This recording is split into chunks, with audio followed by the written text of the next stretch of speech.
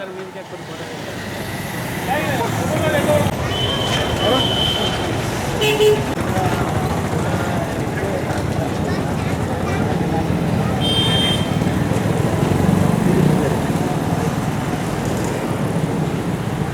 दौड़ी कुमरैया, जोहार दौड़ी कुमरैया, जोहार।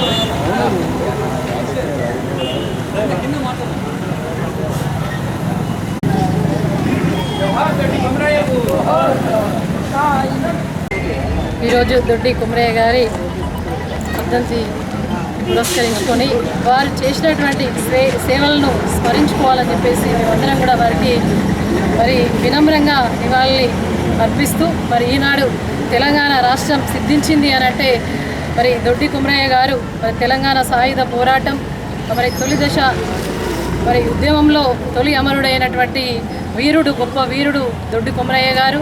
వారు చేసినటువంటి సాయుధ పోరాటంలో భాగంగా ఈరోజు తెలంగాణలో స్వయం పాలన దిశగా మరి అడుగులు వేయాలని చెప్పేసి ఆకాంక్షించినటువంటి ఉద్యమం చేసినటువంటి ఒక ఉద్యమ వీరుడు దొడ్డి కుమరయ్య గారి స్ఫూర్తితోటే ఈనాడు తెలంగాణ రాష్ట్రాన్ని గౌరవ తెలంగాణ రాష్ట్ర తొలి ముఖ్యమంత్రి కేసీఆర్ గారు సాధించడంలో, వారి స్ఫూర్తితోటే సాధించడంలో ఎటువంటి అతిశయోక్తి లేదు.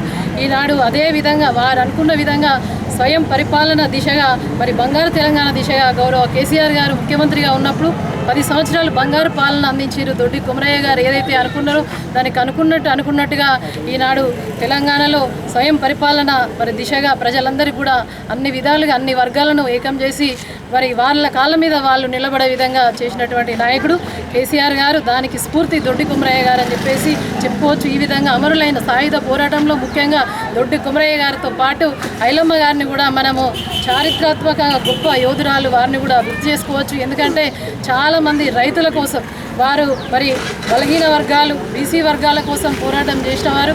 మరి ఏదైతే వారి గ్రామంలో మరి పొలం దున్నుకొని మరి కష్టపడి రెక్కలను ముక్కలు చేసుకొని కష్టపడి పొలాన్ని పంట పండిస్తే దాన్ని తీసుకుపోయి మరి నిరంకుశ దొరల దగ్గర మరి పంటను మొత్తం వాళ్ళే తీసుకునేవారు. మరి కష్టపడేది ఒకటైతే ఫలితం తీసుకునేది ఒకరైతుందని చెప్పేసి కష్టపడే స్వేదాన్ని రక్తంగా చిందించి ఈనాడు పంట పండించిన మరి రైతుకు మరి బలహీన వర్గాలకే ఆ ఫలితం దక్కాలి, వాళ్ళే దున్నినొందే మరి యొక్క భూమి దక్కాలి అని చెప్పేసి చాలా పోరాటం చేసి ఇవల్ల మరి ఆ గ్రామంలో కూడా ఎక్కడ పోయినా కూడా భూమిలో అనువనువు దొడ్డి కుమరయ్య గారి మరి స్వేదం, రక్తం, వారి యొక్క కష్ట ఫలితం కనిపిస్తూ ఉంటుంది.